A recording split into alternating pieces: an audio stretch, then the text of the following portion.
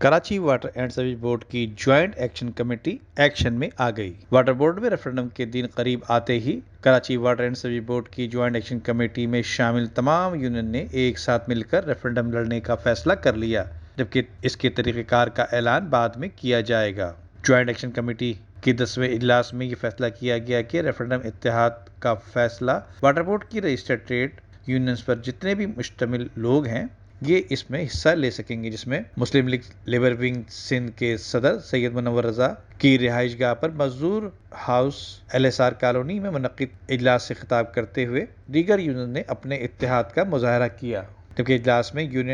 اجلاس میں مزدور یونین، یونائٹڈ ورکرز یونین، آبکار workers union, labour front, democratic labour front, محنت کش یونین، جنرل امپلائیز یونین کے رہنماؤں نے شرکت کی۔ اجلاس میں مشاورت کے بعد ریفرنڈم اتحاد قائم کرنے پر اتفاق بھی کیا گیا، جبکہ طریقہ کار کا اعلان بعد میں رکھا گیا ہے۔ یہ غور طلب بات ہے، جبکہ رہنماؤں نے یہ بھی کہا کہ واٹر بورڈ کے مزدوروں کے حقوق کے تحفظ کے لیے یونین کا اتحاد ناگزیر ہو چکا تھا۔ انہوں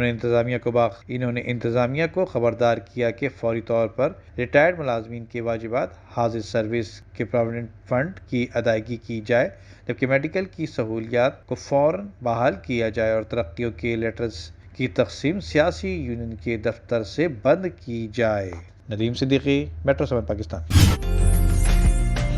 عمدہ میں پکائیں اور جی بھر کے کھائیں۔